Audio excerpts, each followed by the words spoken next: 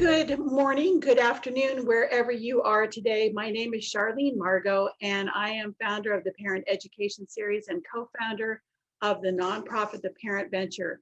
We could not be more delighted to have you with us for the Parent Forum English number 7. Our keynote presenter again today is Dr. Eran Magen. But before I tell you a little bit more about him, I want to say a few thank yous and let you know about today's format.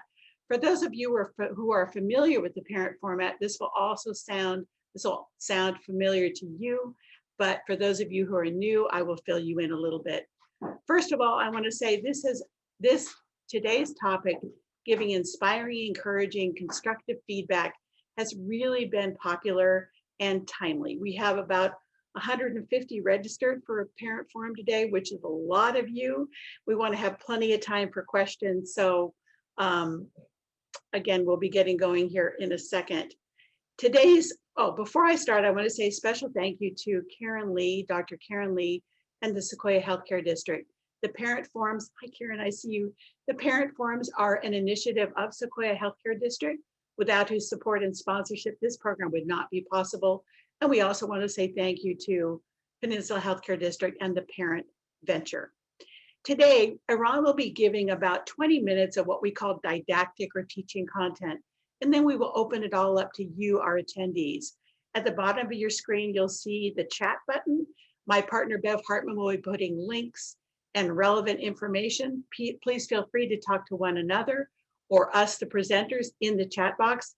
And that's also the place where you will write your questions. As we're going along, if Eran needs more information, he may call on you. If you're comfortable turning on your voice, that would be great. If not, you can type answers. We want to both protect people's privacy, but also let you participate as much as you would like to. All right, one more thing is this video is being recorded and will be available on our free video library YouTube channel. Our next event comes up on Tuesday, March 16th at 5:30. We are featuring Ashanti Branch, who's a youth expert who was featured in the film The Mask You Live In, as well as a recent episode with Lisa Ling. So let's get going. I'm going to tell you a little bit about our presenter today, Eran Magen. Dr. Eran Magen earned his master's in education and PhD in psychology from Stanford University and completed his postdoctoral training in population health at the University of Pennsylvania. Dr. Magen served as the research director for the University of Pennsylvania's Department of Counseling and Psychological Services before founding the Center for Supportive Relationships and now his new organization, Parenting for Humans. Dr. Magen works with public school districts, universities, hospitals, and private corporations, where he teaches educators, clinicians, managers, and parents how to build stronger, more joyful relationships in their professional and personal lives. Dr. Magen's work has been published in top-tier scientific journals, including Psychological Science, Emotion, and Academic Pediatrics, and he's been cited in popular media outlets varying from Allure magazine to Psychology Today. Please join me in a really warm welcome for our friend, Dr. Eran Magen. Eran, take it away. Hooray. Thank you, Charlene, very much, as usual. If you are so inspired, turn on your video camera. It's nice, I think, for us all to see each other and remember that there are other people out there. Also just nice for me to not be talking into the void and know that people are saying hello. Nice to see some of you again and some for the first time. Oh, wow, a lot of people videos. Thank you. This is great. Okay, so I will share my screen. We'll get started. So yeah, like Charlene was saying, my hope is to just talk for, I don't know, maybe 15, 20 minutes, and then we can just open it up for a conversation. All right, are we seeing this? Yes, we are. Charlene and Terry is seeing it. Okay, so inspiring through feedback, which I belatedly called Beyond the Compliment Sandwich, because I think we've all had enough of that particular sandwich. So the first is really just kind of a check-in to see how people are doing. So I'm looking to see how much you're agreeing with this statement. And I will tell you in advance that I will also be asking this at the very end to see if this like moved the needle at all. So I look forward to the next time I'll be giving my child corrective feedback. Your options are like you're looking forward to your next visit with a dentist, or that you really are loving this idea. If you are in the first category, like I'm looking forward to my next visit with the dentist, could you kindly use the raise hand feature on your Zoom?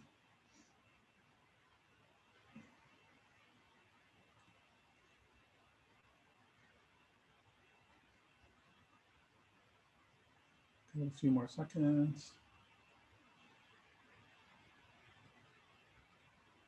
Okay. Okay. Thank you. Okay, and then if you are in the second, we'll now lower all of your hands. And if you're in that second category, whoops, what happened? Oh, I know what happened. Then if you could raise your hand if you're not really looking forward to it very much. Sorry, if you are looking forward to it. We're just looking for rough percentages. Charlene, can you help with counting? It's hard for me with the full screen thing. Okay. Sorry, Eran, I will next time. That's all right. Do you see how many hands are up now, Charlene? Well, I see 10 there. Yeah, I can tell you Michelle is totally into giving feedback already.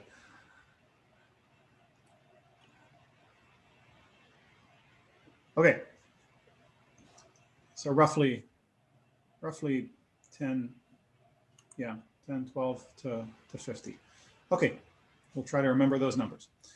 So you can keep your hands up because on Zoom it takes no effort, or you can lower them as you choose. Generally speaking, I think about kind of life and interactions with other people, including kids, as falling into one of three kind of big buckets. One is when everybody's basically doing okay and nobody's upset, and that's kind of green zone. And that's when we do relationship building. And then there's times when somebody's upset, even quite upset, and that's the yellow zone, and that's when we do supportive interactions. And then there are times when people are extremely upset to the point of being at risk or being of risk to others, and that's that red zone. When the focus is really safety, crisis management, and all the rules change. So in the red zone, we focus on safety, sometimes at the expense of relationship, but in the green and in the yellow zone, the top priority is almost always relationship at the expense of other things. Today, we're kind of in the higher range of the green zone, right? You want to be giving somebody feedback. This is sometimes an uncomfortable experience. People in general, and sometimes kids too, don't love hearing what they should be doing differently and why. And so we're trying to manage it so that it's just not tense, but it has the potential of becoming tense. So in my mind, this is where we are on the charge continuum. So can you just type into the chat for a bit what you don't like? This will also help kind of guide me as I'm talking about giving feedback. I'll then ask you what you do like. But what do you not like about giving corrective feedback, or what's unpleasant about it for you? And I'll look together with you.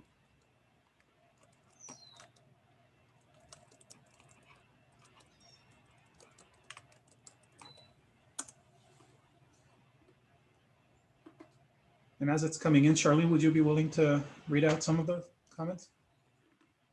Absolutely.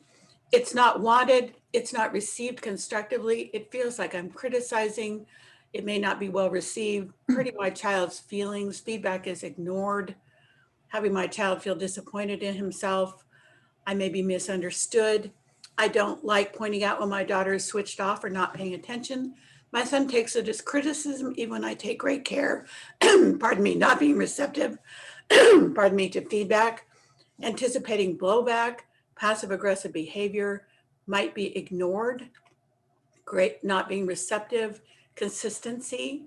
It's hard when your child zones out. Defensive response or poor construction of criticism. Okay. So again, very consistent.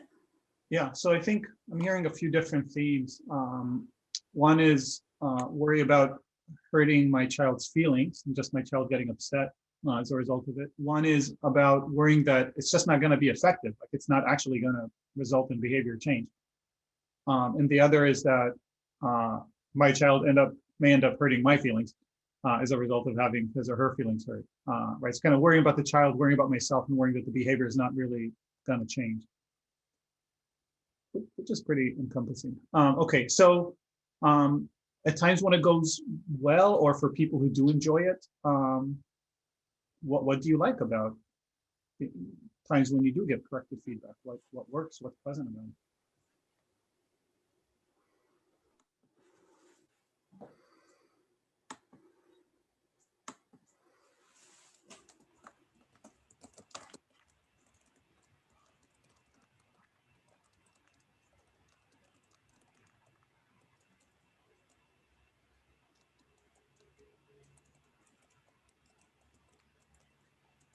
What do we have? Anything coming in, Charlene?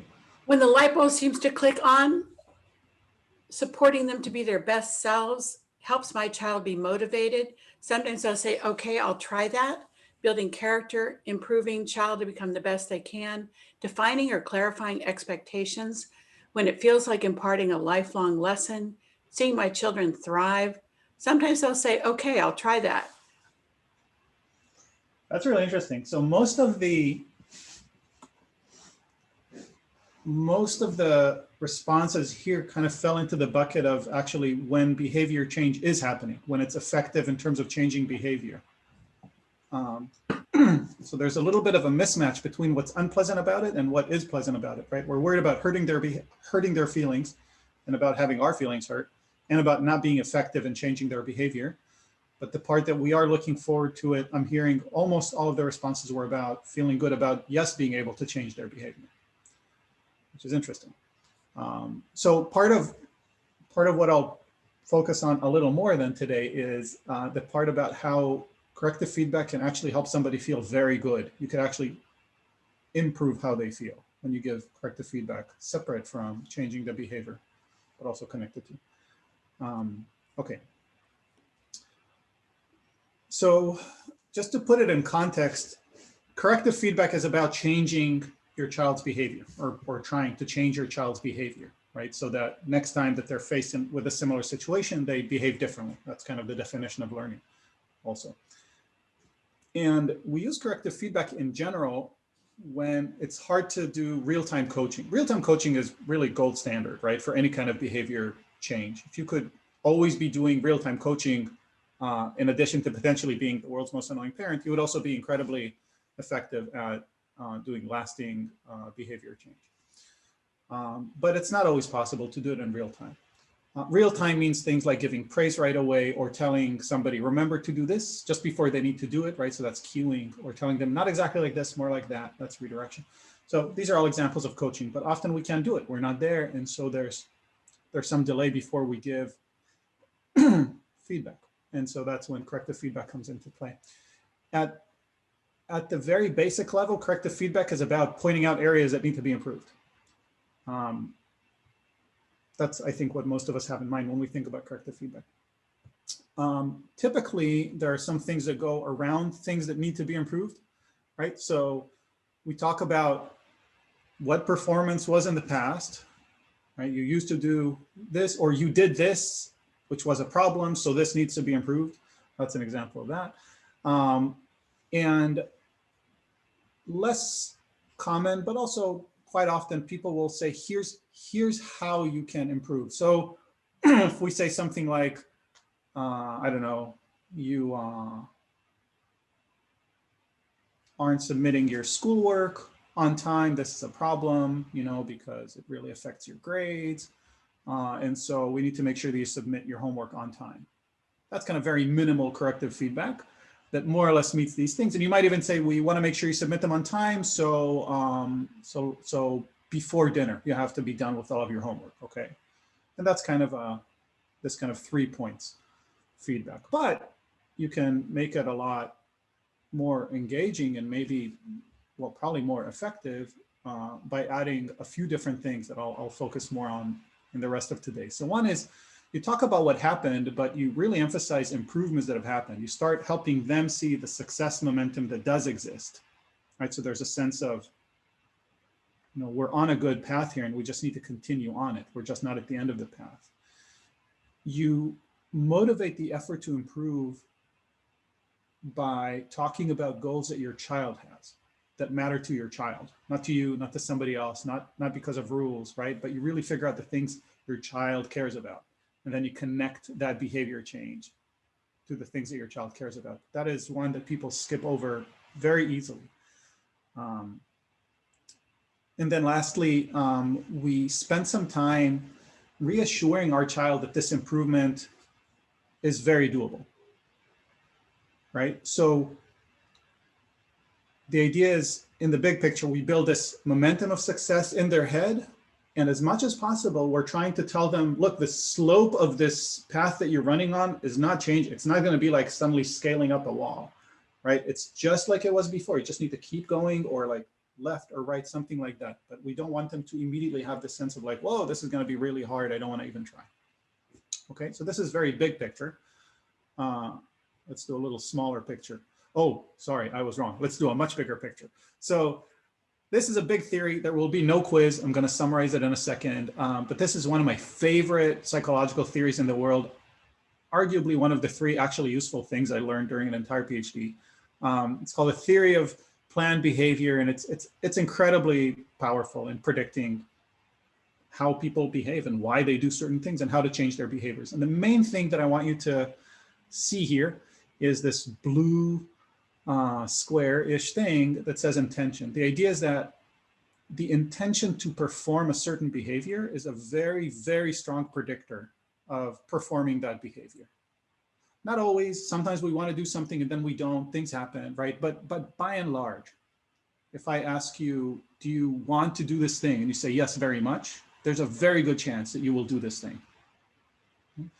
And the question of why would you intend to do something depends on basically 3 things, those red, darker blue, and green squares, right? It's whether or not you think it's a good idea to do it, the attitude toward the behavior. I'm going to make this much more concrete in a second. Whether you think that people like you, who are similar to you, do this thing also, and whether you think that you're able to do this thing, right? So if you think that submitting homework on time is a good idea because it'll help you achieve something you care about, and you feel like most people do this thing and people that you care about really want you to do this thing, so that's a subjective norm, they submit homework on time, and you believe that you're able to submit homework on time, if all of these 3 things exist, then you will probably have a pretty strong intention of submitting homework on time, and you'll start kind of arranging your behavior around it, right? So that you can submit it. You don't need to memorize any of this. The takeaway really is that if you want me to want to do something, to intend to do something, really there are 2 things that need to happen. I need to think it's a good idea, and I need to believe that I can do it. Right? So every time you're starting to give feedback to anybody, these are the things to keep in mind. Okay, so why would I think that something is a good idea? One is, if you tell me that it's a good idea, and you even if you don't have time to explain this to me, but you say this is a good idea, and I have a lot of trust in you and in your goodwill toward me, I'm going to automatically accept the idea that this makes sense, right? So a lot of this is just based on trust, kind of personal, the equivalent of social capital, except what you have with your kid. If I think that it'll help me achieve a goal that I care about, I think it's a good idea, right? So if you can draw a very straight line, a short straight line, connecting this behavior that you're suggesting or requiring or whatever, however you're doing it, but if you can draw a short straight line connecting this behavior to a goal that I care about, I will think it's a good idea. It doesn't matter what the goal is. It doesn't even matter if you agree with that goal in particular. I may want to be, save the world or take over the world or just kind of sit on the couch and watch more TV. If that's my goal, if you can connect this behavior to my goal, you're going to make progress. Okay. On the other side, I need to believe that I can do it. Like, let's say you convince me this is a good idea. I trust you that it's a good idea. It connects with a goal that I have, but I'm not sure that I can do it. How can you convince me that I'm able to do it so that I'll want to pursue this goal? Well, one is still this issue of trust. If you tell me that I can do this, and I believe you, I trust when you say this, that it's true, you're not just blowing hot air, you know, I have reason to believe you when you tell me things like that. And even if I doubt myself, but you say, you really believe that I can do it, and I trust you, then I'll believe more that I can do it. If I've had experiences in the past that suggest that I can do it, that'll make it easier for me to believe that I can do it. And you can help me remember experiences I've had in the past, right? That are connected to this thing.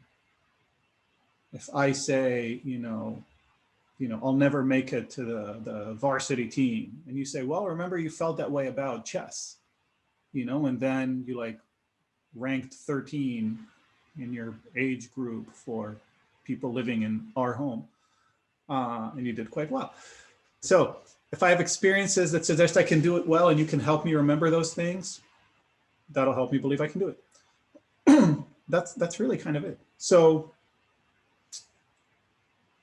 if you distill even that a little bit more, basically what we need, if you want to motivate me to change my behavior, I need to have a lot of trust in you. The more trust I have in you, the better. And this is ideally something that just happens, you know, all the time between you and your kids. You just build more and more trust. And as a reminder, some of you have seen this and some of you probably haven't, but the basic idea is that trust is an aspect of goodwill that exists in a relationship, right? The more goodwill there is in a relationship, the more people trust one another about sort of everything. And I think about goodwill kind of like an account balance in this interpersonal bank account. So to build goodwill, which translates into all these good things, right? When there's a lot of goodwill, I'll trust you and I'll be honest with you and vulnerable with you, and I'll put effort into requests that you make and forgive you and so on.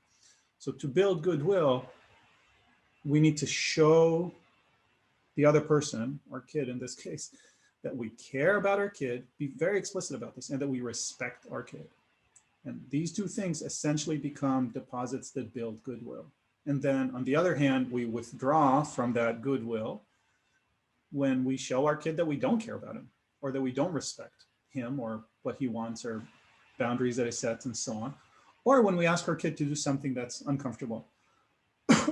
It's perfectly fair to ask people to do things that are not comfortable for them. It's part of a relationship. It's just we want to be mindful of how much we're taking versus how much we're giving, right? So this is the 30-second version of how to build trust by building goodwill. Okay, so to motivate behavior change, we want to establish trust, ideally long before, and we want to really spend a good time convincing the other person this is a good idea.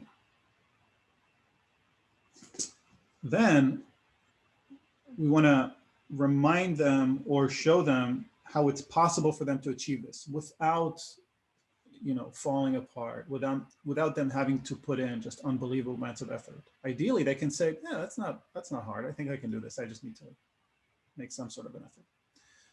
The implicit and explicit message during this kind of a feedback session is always, I'm on your side. I'm doing this for your own good, but these are exactly the words that we cannot use because everybody knows what they sound like from the receiving end, right? But to be able to say, I'm really on your side. This is something that would benefit you. And I've thought hard about what it is that you care about, and I'm trying to help you achieve your goals in a way that you can understand, not me just overlording, but to say, I really sat and thought, this is stuff you care about, and this is how I think it connects. And this is why it would be useful for you. And I believe in you. I really believe that you can do this. And if you can nail those three messages, you're gonna travel pretty far on the road to behavior change. I use an acronym of the fluffiest animal I know to help me remember the steps for giving feedback. I don't know if you need actually the acronym. I'll tell it to you kind of for fun. But I think most of us don't remember acronyms in real life. I don't anyway, and I'm projecting. So the first thing is when somebody does something that you don't approve of,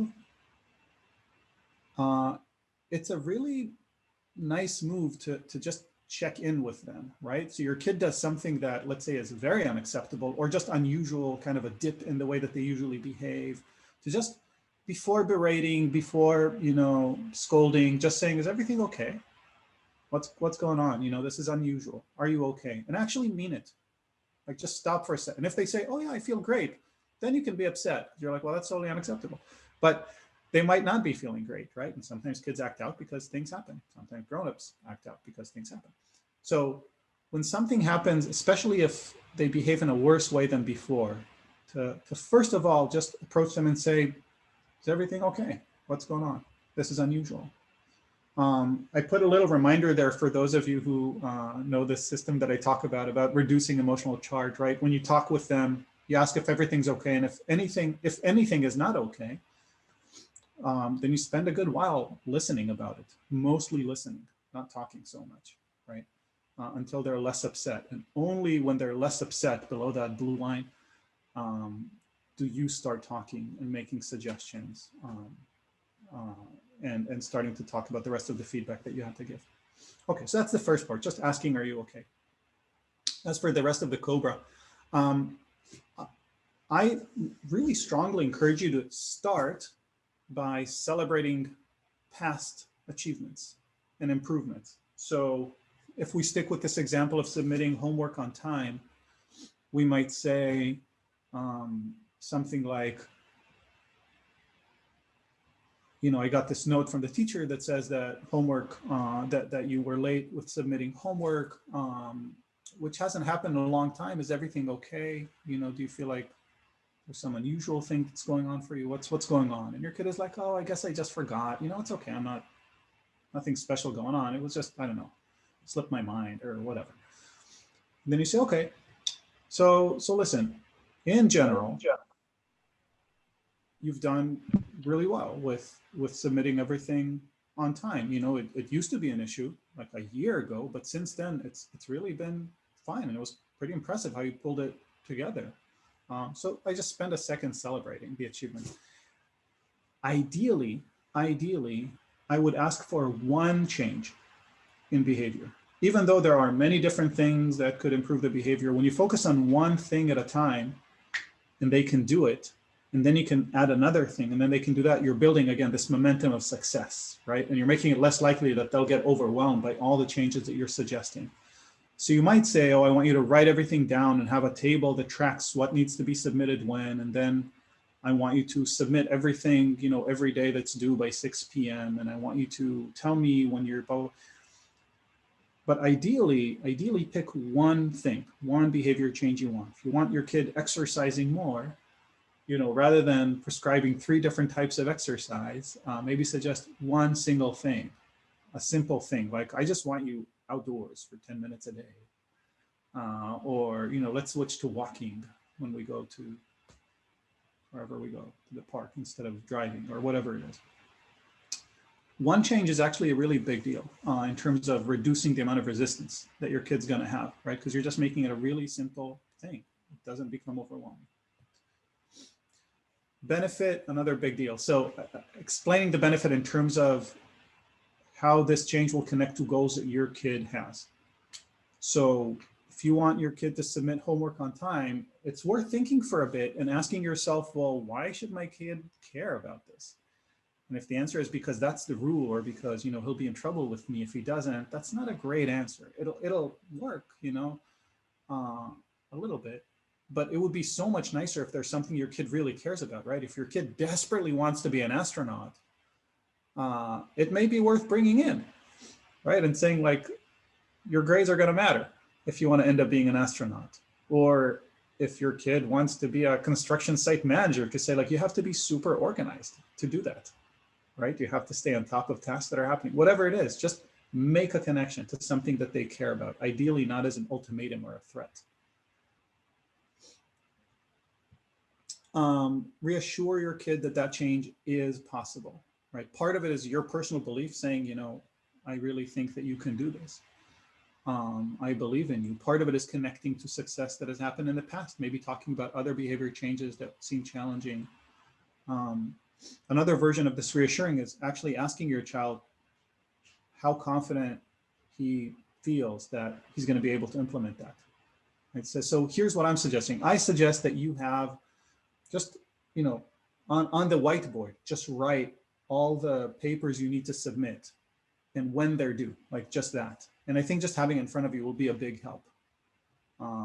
You know, I think that's something you can do right when you get a paper to write it up there. What do you think? Is that something that feels hard? Does it feel easy? What, right? And you kind of get a sense of what it's like for your kid. And then you might adjust what you're suggesting, right? Because you want it to be pretty easy. And once again, the habit of doing that, then you can add one more thing to do, but an easy thing at a time. So reassure them or check in to see how confident they are they can do it. And then lastly, you acknowledge the overall trend, ideally the positive trend. There's this famous graph, I keep forgetting to add it. I'm sorry, I forgot to add it again today, but it shows like this dip, basically. It shows a dip. And the idea is that when you just look at that, like the last week, the last month, whatever, all you see is a dip. But if you zoom out, right, you see this enormous rise and this little dip, you know, on the way to a bigger rise. Think like, I don't know, a stock chart or something. And the idea of this last step of acknowledging is acknowledging the broader context and saying like, there's so much growth happening. Yes, there's this little blip, but there's so much growth happening. You're doing so well in general, or have done, or in this other way have been doing so well. And this is just another thing that's going to improve. And the more genuine this can be, the more you can actually help your child see that there's a successful trend here, the easier it'll be for your kid to accept the feedback, to not get overwhelmed or worried or upset by it, and just say like, yeah, this is a step for improvement. That's the whole thing. So, summary. In terms of how to motivate behavior change, trust is very, very important. Trust between the two people, right? So between you and your kid, very, very important. That's something that just happens, gets built every day as you interact with one another. But that trust is something you're going to draw on when you're trying to motivate your kid to change behavior. Because then your kid will believe you when you say this is important. And your kid will believe you when you say this is actually going to be really good for you. And your kid will believe you when you say, I believe you can do this. Right? All this depends on trust. Separately, you also want to spend some time being very explicit about why this is a good idea for your kid, for reasons that your kid cares about and is positively motivated by. And you want to spend some time explicitly reassuring your child that this change that you're proposing is not going to be overwhelmingly hard, right? That it's doable, that it's not that difficult. It's not a huge change. And then the messages that go along with it basically throughout are, like I was saying before, you're saying, I'm on your side. I'm doing this because I want you to be successful. And I want you to achieve your goals that you care about. And I believe in you, that you can do it. Okay, how are we doing on time? Roughly there. So we are more or less at the end. So we'll talk about this a bunch, obviously, and you know, put your questions or comments or thoughts in the chat, and we'll go through them. But let's do this little vote just for fun. Oh, we grew by a couple of people since last time I asked this. Okay, so not everybody signed off in a storm. That's good. So let me stack I'll put my thumb on the scales a little bit, but having heard this and imagining, you know, a time when you can prepare and then talk to your child about changing a behavior in this way that, you know, ideally is more aligned with your child. How many people here are, you know, still looking forward to this about the same as going to visit the dentist? If you could use your hand raising. Given that some people like going to the dentist. Well, presumably the same people as last time, so it's going to be a constant effect. Some dentists are awesome.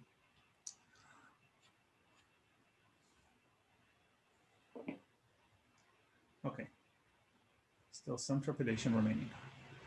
Okay, if you have not raised your hand, don't yet, because it's going to mean something different. If you have them, kindly lower it.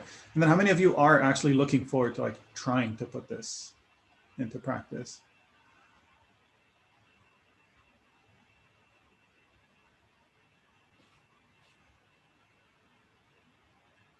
Charlene, this is where you get to show off your fancy counting skills. Well, that's more like 20. I think people are looking forward to trying some of your suggestions, Eran. Yeah, some people. We got part of the way there. Yeah. I feel good about, and we'll see if we get farther during the Q&A. Okay. Thank you. You may keep your hands up or down as you please. So let's see, what is this? Yes, important. I wanted to mention this. I'll take a minute of your time and then we'll switch to the Q&A. So there's a class that I run. It's a small group class. It goes for 7 weeks and it covers skills like this, like just to kind of how to be a little extra super awesome about building, more cooperation, a lot less conflict, teaching good habits to your kids, navigating intense conversations, and so on. If you go to that URL, you'll see it's a kind of pay what you can system up to and including 0. So if it sounds like a horrible idea, then just don't. But if it sounds like a good idea, but you're worried about money, then also don't. You can just click a button and pay nothing and enroll. It's very, very important to me that financial ability not be a barrier to this kind of material. So if you're at all interested, go there, parentingforhumans.com/class. If you want the slides from today, that's the bottom URL, and maybe Bev could paste it into the chat later, so you could just click it there. parentingforhumans.com/get/feedback. And it's just all the slides that I used today, so you don't need to actually memorize the COBRA acronym. I think this is everything. So I'm gonna stop the share so we can all talk to each other like people. Here we are, people. Okay, so I'm ready for talking. If people have comments or questions or any kind of feedback. All right. So we have a couple questions and some that have come in earlier. So please feel free to type questions into the chat, kind of brief if you can, because we want to try to get to as many as possible. Here's what, Eran, that I know happens for lots of people. Parent says, my child is really sensitive. She cries if I just look at her sideways. How do you offer criticism or feedback to a very sensitive child?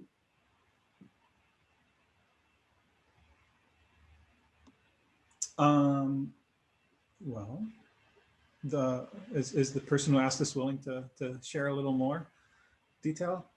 That one comes from the vault. I'll take that as a no.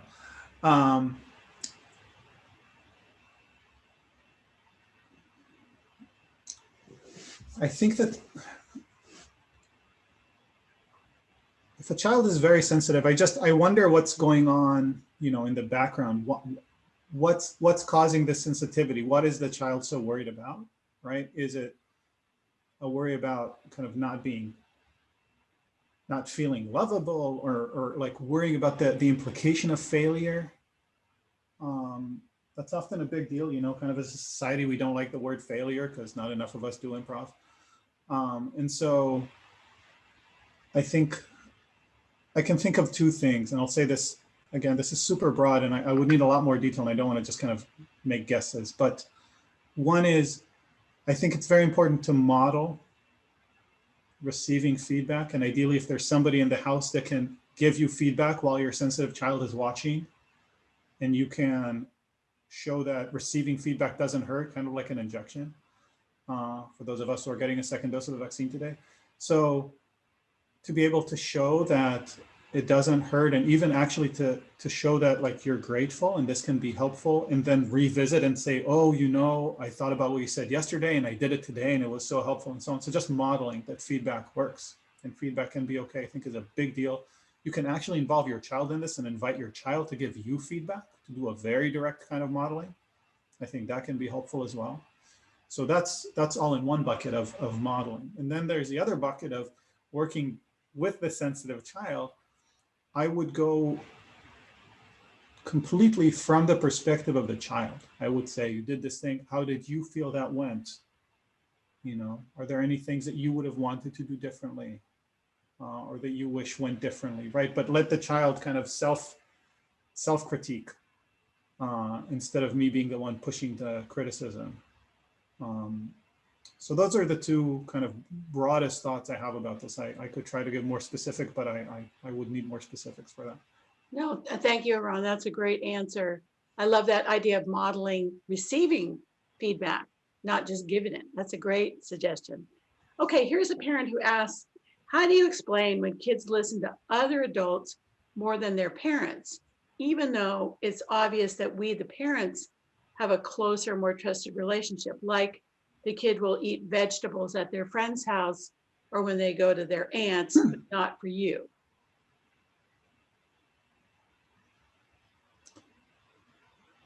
Vegetables. Well, you know how some kids will listen better to other adults. Yeah. I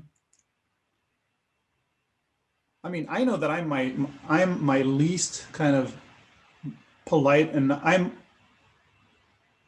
more likely to be less nice and less polite with my mom, even now. I think the difference between now and 30 years ago is that I feel worse about it now, and I try harder, probably, but it's still the case. So I think this connects to a couple of things. One is sometimes when there's enough trust, we just allow ourselves to do things that wouldn't fly elsewhere, right? And we just take those liberties. We're safe to be less polite and less nice. So I think that's a part of it. I think that and sometimes we try to impress strangers more than we try to impress people that are close to us and are going to stay close to us anyway. Just kind of what happens at the end of dating, right? We're no longer impressing at this point. At this point, we know what's what. The other part of it is that sometimes we get stuck in kind of conflict patterns, right? Where we know that a certain request or an issue is going to come up and we are pre-riled against it, or a certain conflict like the broccoli can be representing something else, right? Like my boundaries, my autonomy. Whereas with somebody else, I may not have an issue. I may not think that my friend's mom is threatening my autonomy, but I might think that my mom is. And so then I push harder against these kinds of things. They become kind of symbolic battles. I was going to try for a second to connect that back to the issue of feedback specifically, but I don't know if that question is connected exactly to. I think that's great. We have some really good questions coming in here. Let's tackle some of these. From Terry, how do I work with my child who's a total perfectionist and shuts down totally at feedback that requires him to amend something, work? He gets angry at me. How do I work with my child who's a total perfectionist and shuts down? I think this is common for a lot of parents. So the issue is that your child needs to believe that he or she is performing perfectly, and any indication otherwise is just super upsetting for the child. Is that the idea? Terry, are you willing to share? Yeah, sure. Thank you. I'll just move to somewhere where the individual involved can't hear. That's okay. And talk about your cat in code. Yeah, exactly. Now, okay, Google, stop. Music is playing. Yeah, I have, he is 10 and he's incredibly perfectionist. So meaning that when he completes his work, he even refuses to double check it because he believes it's perfect the way it is. Now, and when I indicate to him, hey, buddy, look, I think you need to review this. There could be one or two things in here that need a bit of attention. I try to be as careful. I'm walking on eggshells when I'm dealing with him, and he will just go straight away, shut down, angry. He gets really cross over it. So I find it really hard to make any kind of headway with him. It turns into a battle all the time. To suggest, sorry, just to clarify, is this specifically about work that he's done before he's kind of submitted it to see what happens, or also once it comes back? Oh, great question. Both. This is with me, I will make the suggestions before the work is submitted. And even when the work comes back from the teacher, right, where those particular areas say have been noted, he got the sums wrong, he won't do the work. He won't recorrect it and send it back. Oh, and that is because you think he believes that he did it right the first time, and the teacher he will at times argue it was a silly mistake. I know how to do it right, is what he will say. Yeah. So, I mean, on the surface, actually, like very, very solid self-confidence, right? Saying like, I shouldn't be penalized for as if I don't know this. I do know this. It was just a lapse in concentration or something. Yeah. So if what you're grading is my knowledge, I should be getting a perfect score. Yeah. And is just to, kind of stick my finger in that rabbit hole a little bit. Go on. Does he appreciate the importance of concentration and lapses in concentration? Or is it really just about whether or not you know something and concentration be damned? Oh, he would be a very impatient child. So it would require an awful lot of effort on his part to actually go and spend time being that specific and that particular to double check sums. And he is, and I was always told at the outset that he was a bright child. Yeah.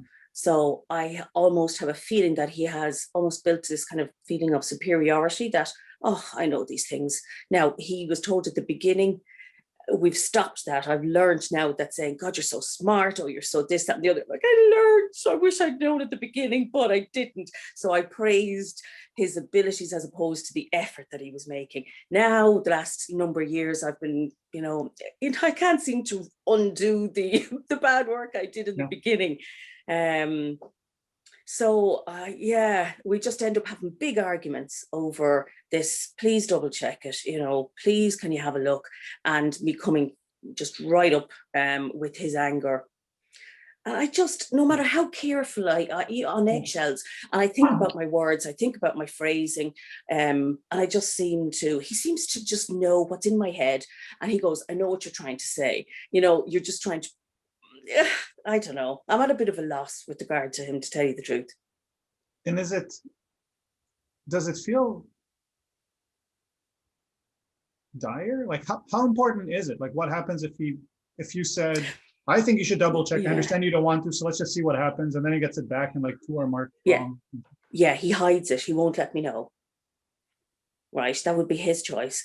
And you know what? I don't put too great an emphasis on it. I will always say to them, it's effort that matters, and nobody measures in school your, the size of the goodness in your heart, or how kind you are to people. So nobody, and I'll always say that ultimately is more important than any mark on any paper that you get.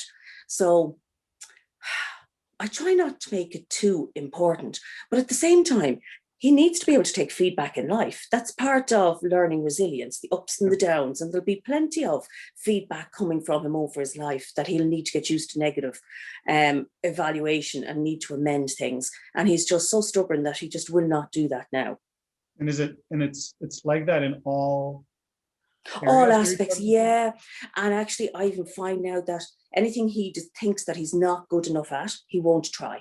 Right. So if he doesn't think he'll get something perfect, then he won't even try. Right. It's a killer. That's the flip side of the coin, right? Of that like great sense of self-confidence. It's actually very brittle, right? It's like I'll only do things that I know I can succeed at and look really good at. So I think this goes kind of a little beyond what we're talking about here, but it's very important to explore. So first of all, I'll say, like, I'm very happy to just like talk with you for a few minutes after if you want, and just kind of think thank you. through this. And I think you have I'll put my email address in the chat in a second if you want to set a time to talk. But I think in the big picture, I think there are a couple of things there. One is, again, this issue of possibly modeling by inviting him to critique or double check your work. Yeah. And help show that that's something that you do and you're open to. There are some things where small mistakes don't matter and some things where they do. And again, it's a question of what kind of stuff he cares about. Like maybe if you did, like if he's into baking, right? And he put a tablespoon of salt instead of a teaspoon, the muffins are going to be nasty. And you might kind of appreciate that there. And that can open a path to talking about, you know, does it matter if does knowledge versus execution matter? Or what is the relative importance of knowledge versus execution? That feels like one of the issues that you're talking about, right? Knowledge versus execution. Yeah. There might be just different paths to get there, because that's actually a very important, like, super educational conversation to have. Because I think I get where he's coming from, right? Like, it's kind of annoying to be dinged for silly things. But at some point I realize at some point that execution really matters. So that's kind of a bigger topic. So one is, modeling and inviting him to give feedback and showing just how incredibly open you are to it. Two is having the broader conversation about execution versus knowledge. And then third, and I think very important really, is this issue of what does it mean to not be instantly good at something, and how do we know when to pursue something in order to improve and when to not, because why invest energy in something we're not good at? And both are true at some points in time, right? But like it sounds like he's like taking the approach you're describing is close to extreme, right? Where he might be cutting off opportunities for himself. So Eran, I'm sorry, but I'm going to have to move us along here. We have just a few minutes and some more questions. So thank you. Thank you. If you two could connect just a little bit, okay? Here, let's tackle this one from Michelle. How can you tackle an issue that has been a long-standing issue, multiple years, like spending a long time on homework? It is a 13-year-old boy. This question is from Michelle. A long-standing problem. So how to tackle, like how to bring about behavior change that has been discussed but not successfully changed for a long time? I believe so. So I think this child spends a long time doing their homework. I will say I had a child that was like that too. She ultimately went to Stanford. Sometimes it's okay, but you could talk about things for years and years. This is Terry's question. Yeah, so it has been an issue for about 3 years, and I can't seem to intervene and get anything to change. Can you like tell me like a little bit more parameters? Is it like trying to go from 0 to not 0, or from 80 to 100, or like where is it at? I don't understand his currency, so I don't have a motivator, and he just continues to spend a lot of time on homework. So despite what I say, you know, and the pandemic has made it worse because there's no place to go. You know, he used to have after school activities, but there were no after school activities to kind of put barriers or limits on the time. So is he spending too much time on homework? Yes. Oh. And that, yeah. Oh, I'm sorry. I made an assumption about spending time doing homework, sorry. But I'm oriented now. Okay, so he's spending too much time on homework. It's homework. Like there could be other things going on. He turns off screen sharing, so I can't see exactly what he's doing all the time. So. And what you would like him, what would you like him to do? To do other things, take the dog for a walk, spend time playing games, go outside. Like there are a number of different options available, and he just ignores each of them. Great. Okay, so you're pretty specific. So I think that's great. So, you know, it's really hard to get people to not do certain behaviors, especially that they like. It's our chances of success are much bigger when we try to get them to do behaviors, right, that might prevent the behaviors we don't like. So, you know, if we don't want somebody, I have a 3-year-old, and if I don't want him to drive very fast into the wall, I can tell him drive very fast into the box on his tricycle, or drive gently into the wall, like to say what to do as opposed to what to not do. So in your case, it sounds pretty specific, right? Like you want him to spend time outdoors, for example, like you said, or do other things. So I think about it more like, how do you get him to do more of those things rather than how do you get him to spend less time doing homework or whatever it is that he's doing, right? Because that sort of doesn't matter.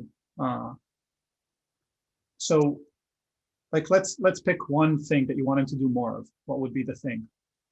Walking the dog to the Awesome. Awesome. How often? every day For how long? for an hour. Great. We tried Lucky this dog. yesterday. Yeah. So we which- tried yesterday. This is great. I'll let Charlene go on to another question. This was really helpful. I kind of have it in my head what I'm going to do now in terms of the focus, like the focus on the thing I want him to do versus don't do this. Okay, and I'll just add one more thing then. As you depart, I'll just toss it at your back. That I would just suggest starting with a very small request that he feels he could do without too much of a challenge and without too much resentment or feeling like something's taken away. So for example, your final goal is to get him to take the dog for a walk once a day for an hour to the park. Right now, he's doing it, let's say, 0 days a week.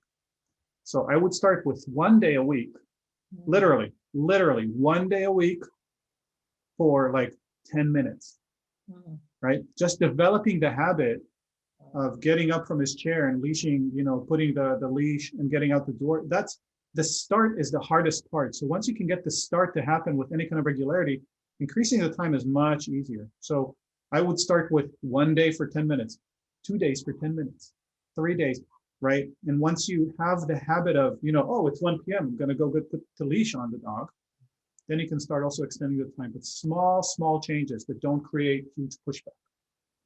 Excellent. Thank you. My pleasure. Thank you. Really good. Thank you. All right, Eran, we have a couple more minutes. Here's a good question, sort of related to the earlier one. This parent says, I have a child who's very stubborn with an I got this mentality. So they actually don't think they need help or don't want to ask for it.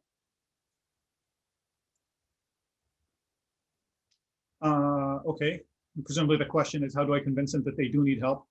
I think that is probably the question. This is from Sherry. Okay. Again, like a little more detail would be helpful. I think that in the big picture, I always wonder in situations like that, like, does it make sense to just wait? Oh, here's Sherry. You're willing to share more detail? Yeah. Yeah, it's kind of a, I've got this, I don't need help. I can take care of it sort of mentality. So kind of a little bit pushing back on the coaching for improvement. Yeah. So it's just, I think it's just needing tips on how to sort of, you know, be able to break through of that sort of tough, I've got this. Yeah. Because he doesn't always have it. Is it kind of about everything or about a specific domain that I got this? Just a general attitude. Yeah, like I got this. I don't need to be reminded, but he does. So I think it's part of him wanting to be independent. Like I'm finding my way as a teen or a young adult, and I need to grow. I need to learn. I need to make mistakes on my own, sort of. Okay. So there's a little bit of I got it. Don't worry. Yeah. But and sometimes he will listen, but it's sort of this. I'm gonna form through and do it myself. I can do it myself. I'm gonna fall down, but I'm gonna do it myself. So I see Charlene. So I will say this. No, I want you to answer. It's a really good question. I want you to answer, Ron. I just want to say, for those of you who had allowed an hour and need to log off, we want to say thank you for joining us today for this parent forum with Dr. Eran Magen. We hope you'll come back. We're going to stay on for another few minutes for a little bit more Q&A if you have time to stick with us. Yeah, by all means, come hang out. If you need to leave, then you can part with our blessings. Thank you for spending the time with us, but also stay if you want to. So Sherry, it's like his default approach is, you know, I don't want you telling me what to do. I don't want you helping me. I can do this on my own.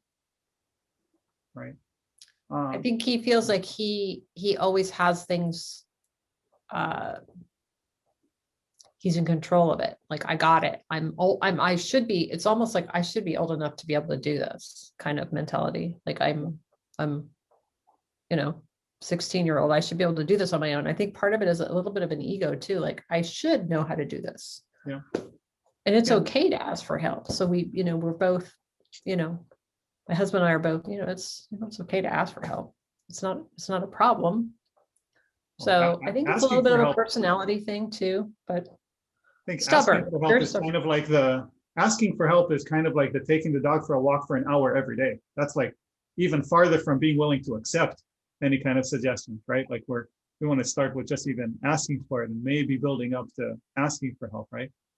Yeah. And I mean, he did ask for my husband's help yesterday, and he's taking advanced classes. So it's sort of like, well, I think the mentality is I'm taking advanced courses, therefore I should be able to get this because I'm already doing harder work. And if you're doing harder work, then it's going to be more challenging. So I think there's this, I think he's putting a lot of expectation on himself. So if you take harder things, it's going to be harder to get through, right? Yeah. And what's your sense of like the level of help? I guess two questions: the level of help that he needs, and also the repercussions of not getting that help from you, or what's the level of risk of him not being as successful as you'd like him to be in that particular thing that you want to help? Yeah, I mean, I think the risk is if you don't ask for help, then you don't learn. And then if you have a big test and you were afraid to ask for help, you're only hurting yourself. But if you're open to talking to an instructor or a parent, you're going to achieve more and learn more. You will learn more, right? But if you're, you know, I'm going to struggle through and do it myself, and you know, if I fail, I fail. But I'm not going to tell anyone. I need it. You're limiting yourself to growth, really. I guess I just answered my own question. So maybe that's the way to position it. You're limiting yourself to learning and growing more if you're not asking for help you need. My guess is that it's less about kind of explaining to him the benefit of doing it and more about making it more comfortable for him, making the experience more comfortable for him. So I wonder about a few things. So before, what I was asking was like, what was there a time basically when he suffered negative consequences that were upsetting for him because he didn't reach out for help early enough, right? Did you have that experience? Yeah. And is that something that he recognizes, where he says like, oh, it would have been good to get help before that thing happened? He did, yeah. So to the extent that you're able to have that conversation, I would suggest at a time when everybody's very calm and nobody's upset and nobody's been challenged or anything, and everybody's feeling good about one another, to say, hey, you know, I was thinking about that one time when this thing happened, you know, and you're pretty upset afterwards, not like that was not fun. He's like, yeah, that was not fun. At which point you might then say, you know, I was sad to see you like that unhappy. And I was thinking about what are ways to kind of avoid that in the future, you know? Is that something you want to talk about? And let him say yes or no, right? But you're already starting from this, like, I spend time thinking about you, things that are upsetting or happy making for you from your perspective, right? A very kind of aligned beginning, as opposed to this thing happened and you should do it differently. And he's like, oh, no. So I think, yeah, if this thing happened and he acknowledges it, that's something you can talk about from his perspective and offer. And if he says no, say, okay, you know, and let him have his boundary, because you're right. I mean, where he's at and the age that I'm guessing that he is, you know, yeah, we need to start testing out and seeing what happens and how autonomous can we be. And you can't actually force him to even listen to your advice, let alone take it, right? So the only thing to do is to offer it kind of as appealingly as possible, right? And invite him to take it. I think it's okay for you to offer help. I think as long as it's clear that it's an offer and you can say no. Yeah. And you base the offers on observations, right? Not threats or implied threats. I don't mean threats like disciplinarily. I mean kind of fate level threats of like, you're dooming yourself to, but like nobody likes that. So, to be able to say, I see this thing happening. I'm a little worried about this thing. I'd like to help. Would you like my help? No. Okay, well, I'll be there. And if you do, then tell me. But otherwise, that's fine. And if it comes back bad later on, we don't gloat. We say, oh my gosh, this thing happened. That really sucked. He's like, yeah. Then later on, you say, would you like to talk about maybe how we can work together about this in the future or what? And again, let him choose yes or no. But your approaches are always aligned, never colliding, right? Always merging with his vector. Yeah, and no, I going see what with- you're saying, yeah. And then the other piece is, like I was saying, I think this came up a couple times before, a lot of modeling, right? Being open to feedback, inviting feedback, asking for help, both, if it's you and your spouse or asking your kid for his feedback, help, suggestion, just modeling, normalizing the whole process. Okay, thank you. That was really helpful. Thank you, Sherry. Thank you, Eran. We still have a good group on. Does anybody have a question that they would like to say out loud or something else to put in the chat? And Eran, we didn't find the link to your slides, but I promise we'll send it to people afterwards, or maybe Eran could add it, but Yeah, I'll type it in now. Charlene, I just saw it at the end of the survey. It comes up as a link. the slides. Yes. So I'm putting the URL in the chat now for people that want it. Yeah, and it'll take you to like a little survey that says, Right. Okay, I what just could be better in the period of feedback, and then gives you the link for. to clarify, we have a survey for our program, the Parent Education Series, and Eran also, I guess, has a short survey in here. Oh, okay. So it's about both. Yes, hopefully. survey. Sorry for that confusion. I didn't know that you had a survey here, Eran.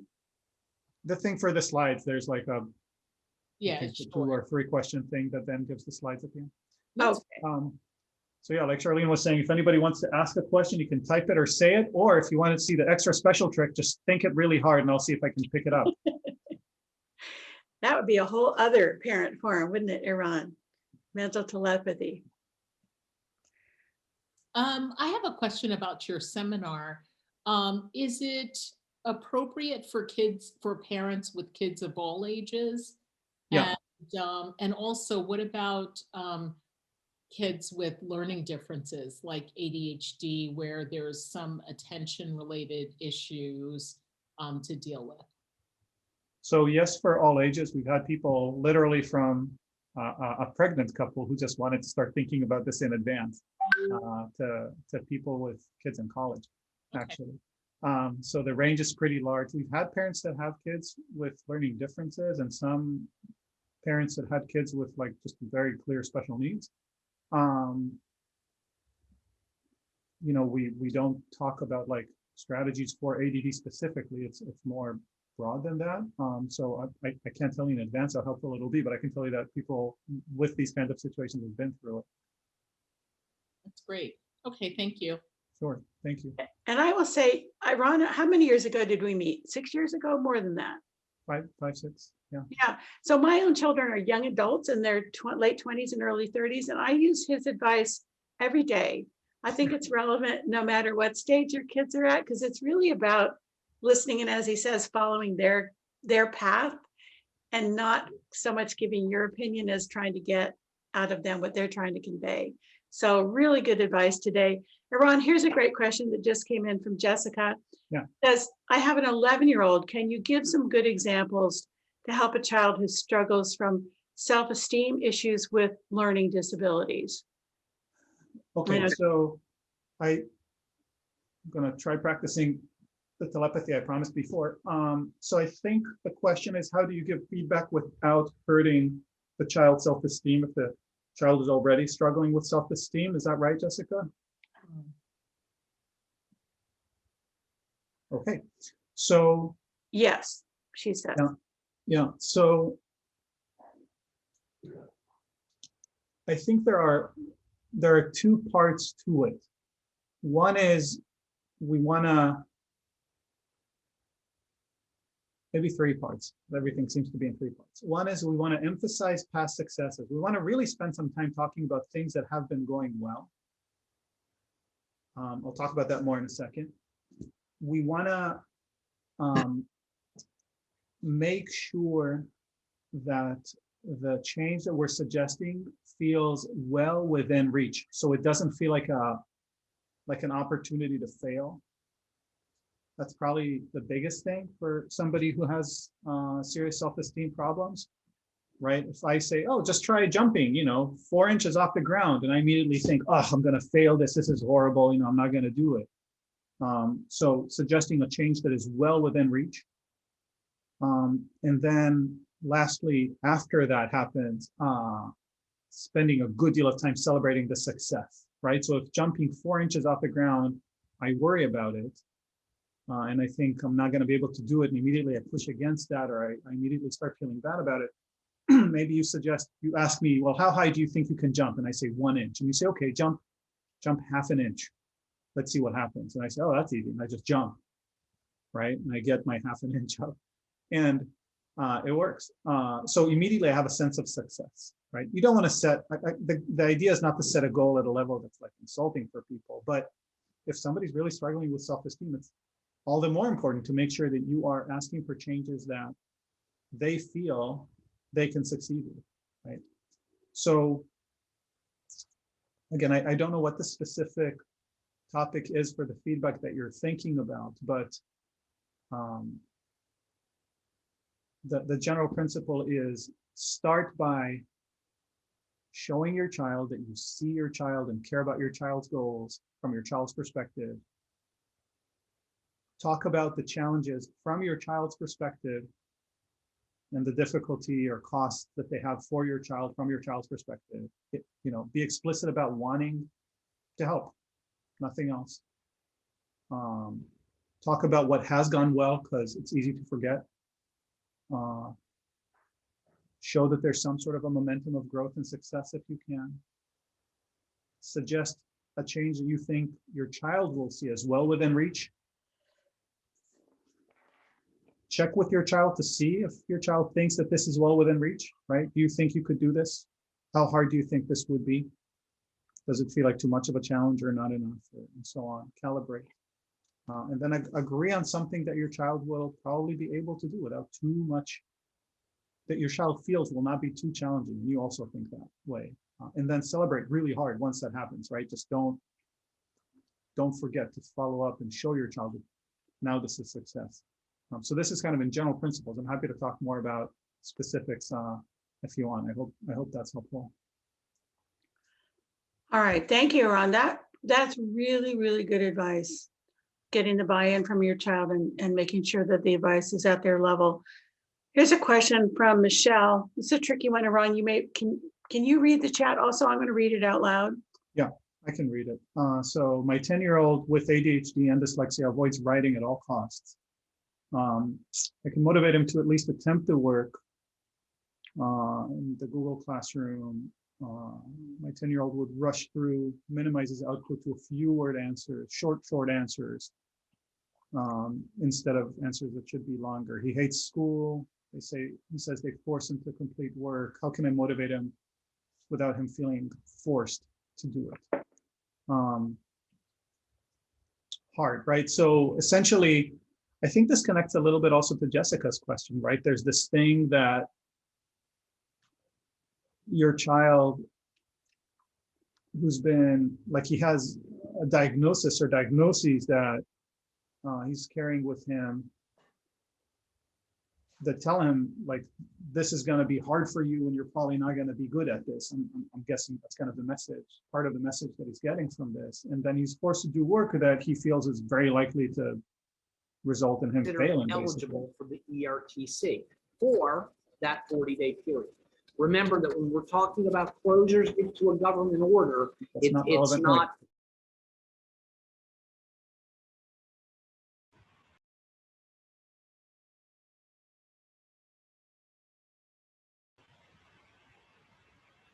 Okay, so to me, this sounds very similar to the question that we talked about with Jessica. I think that, forcing him to do more work, I think, is not likely to work well. And I think you're wise to think about how to motivate him.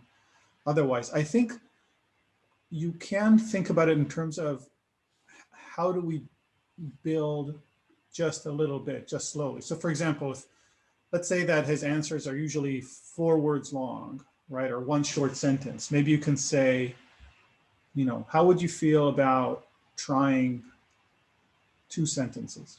Is that something that you think you can do? He's like, well, 2 sentences is really hard. So you might say, okay, how about in any set of answers, one of those is 2 sentences instead of 1 sentence. Can you do that? And you're like, I guess I could, fine.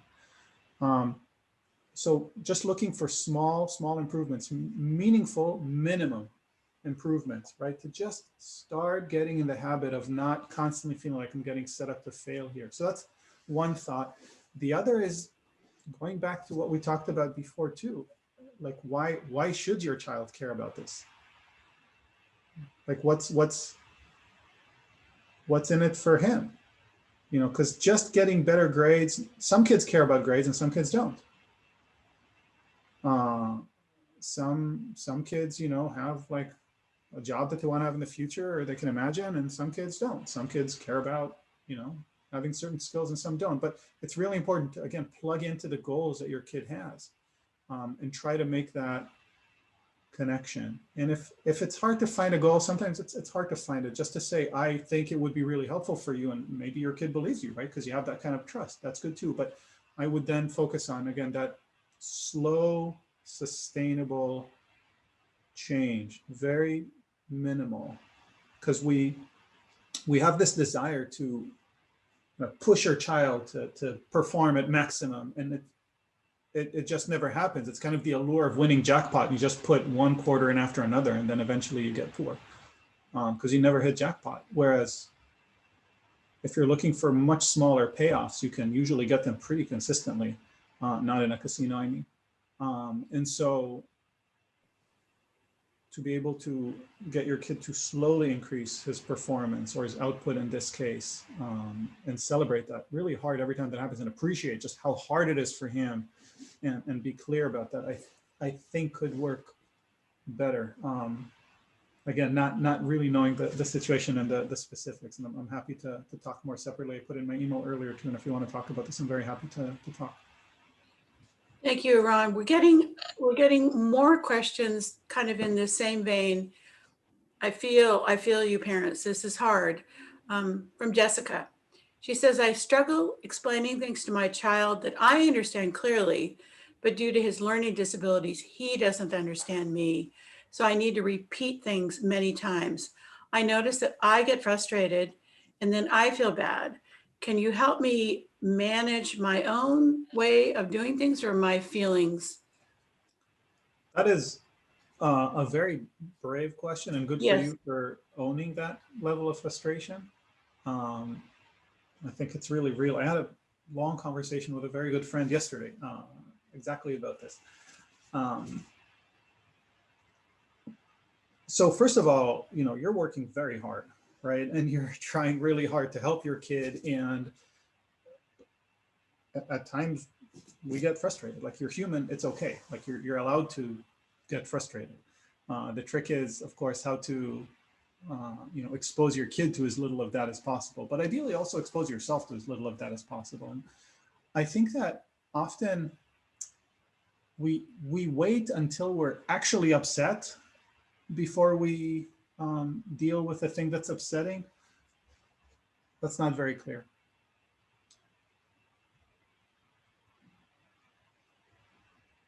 If you're driving around and you can see that your gas meter is going down, down, down, sometimes we will go gas up the car when it's less than, you know, a certain thing, half a tank, a quarter tank, whatever. But imagine only gassing up the car after it went ding, ding, ding, like empty, 20 miles left, right? When you get the warning. If that's the only time when you go gas up the car, then you're basically guaranteed to be having some driving stress, right? Because you're just not sure if there's going to be, you know, if you're going to make it to the gas station, and so it's just stressful. And I think with emotions, it's kind of like that. Like when you know that you're about to get frustrated, I think we often know that this is going to be frustrating. We can say like, okay, if he asks me, if he says twice more, he doesn't understand, I'm going to get frustrated, but we keep trying. And then it happens twice more, and then we get frustrated, and then nobody's happy. And so it may be good for you to have a line for yourself, kind of the quarter tank line, right? Where you say, you know, probably better to break off now than to wait until I actually get frustrated, right? And then come back another time. Like, why do I need to get all the way to frustrated, right? So if you say, you wrote that, you know, you need to repeat many times, but you get frustrated. So I'm just going to make up a number. Let's say they need to repeat 10 times. And let's say that 8, 9, and 10, you're past, you're definitely frustrated at 8, and then more frustrated at 9, then more frustrated at 10. Maybe stop at 6, you know, and like take a break or come back to it another day or something, right? Because it's not getting through anyway, right? And when you're getting frustrated, that's not helping him learn any faster, right? So maybe better for both of you to stop before you're like actually frustrated, when you see it coming, right? And like give both of you a break, because it's very hard to unfrustrate ourselves once we're already frustrated, right? That's unlikely. Eran, could you give some language around that? Like, what would a parent say when you get to that point? I can imagine saying, "You're welcome, Jessica. I hope this is helpful." You can say something like, you know what? Let's let this rest for a little bit. Okay, I think, you know, maybe it'll be good to kind of digest this for a while. I don't think just repeating it is going to help. Let's go do something else. Or I might say, you know, I don't think I'm finding the right way to explain this. Let me think about this a little bit more. Okay, and we'll pick it up again. Like, because I'm really talking about actually doing it before I get frustrated. Right? So it's not me just sitting there gritting my teeth, pretending to not be frustrated. I'm actually not yet frustrated. So you know yourself, you know when you're going to get frustrated. Have a rule that'll help you stop before you get there. That's the idea. And then you can say all the real things. I wouldn't talk about, I don't want to continue because I'll just get angry. Because, you know, that can be upsetting or threatening for a kid. But yeah, but to say something like, you know, I realize I'm probably not explaining this in a way that's easy to understand. Let me think about this a little more, okay? And I'll come back and we'll work on it. Something like that, I think fairly neutral could work. What do you think, Charlene? I think that's great advice. I think parents, you always can give yourself a little time out, or tell your child, just like Eran said, you need a little bit of time to think. And kids appreciate that. But I'd like you to go back around for a minute with this idea that they need to have success experiences, however small, because a child in that situation is so frustrated and feeling so down on themselves. The trick is how to get them out of that hole so that they can move forward. Yeah, so I think it's a little different if you're trying to get your kid to walk the dog versus if you're trying to get your kid to like understand math. It feels very, you know, two different things. So in terms of building a habit, I think that essentially starting the behavior that is the habit is the most important thing, right? If you want to start exercising, you know, you do, I don't know, you put on your cool headband and that's like it, because that's the first step, right? And that's what you do for the first week. But once you have the habit of putting on the cool headband, you can add something to it, but it's the start that's hard. So with the habit, it's about doing the first step, literally.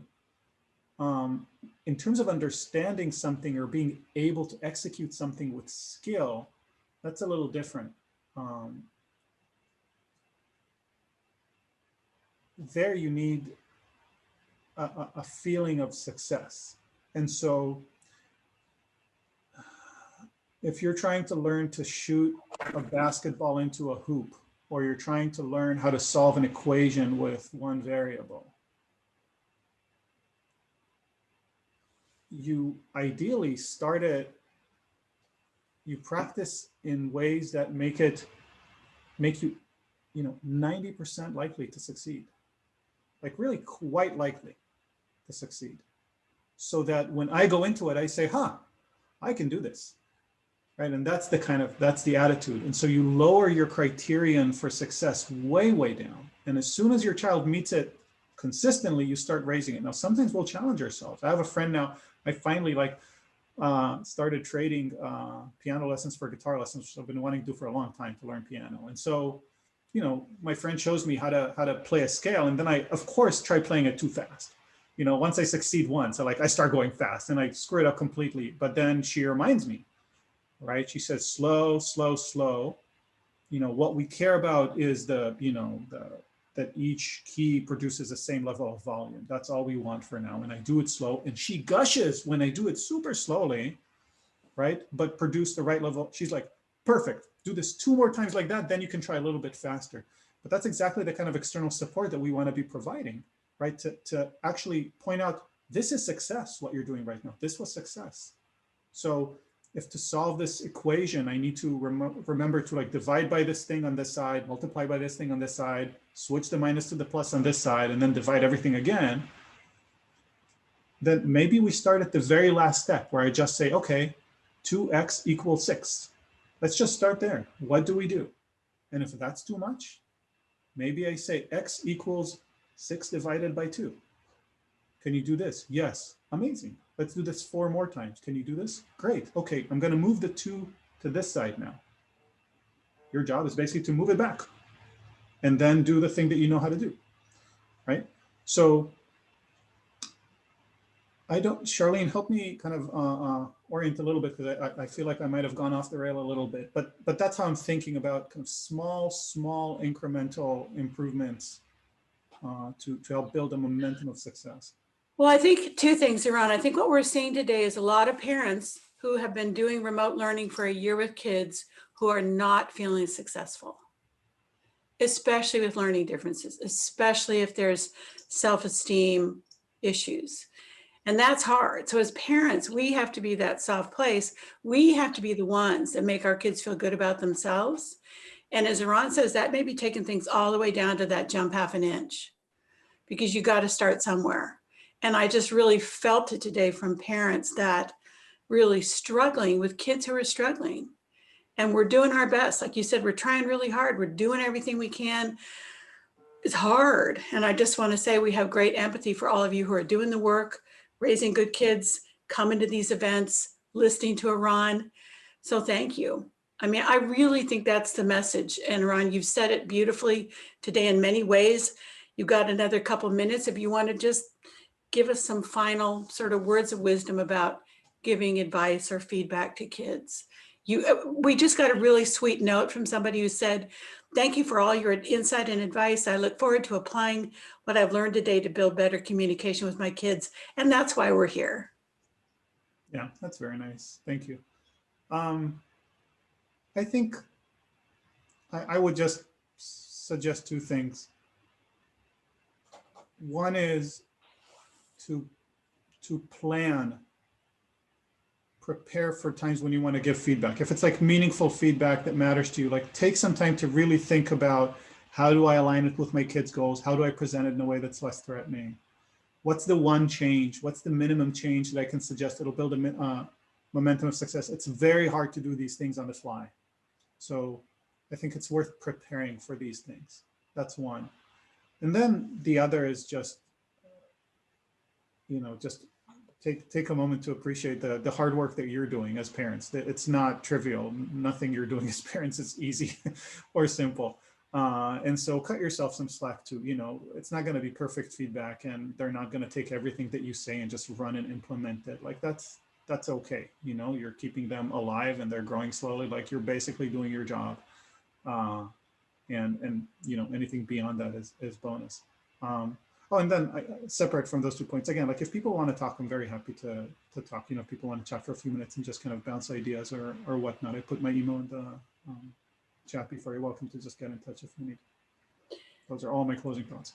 All right. Well, a huge thank you to you, Dr. Magen, for today, for all of you who stayed with us for the after party and asked great questions and listened to great answers. So take care, everybody. Have a good weekend.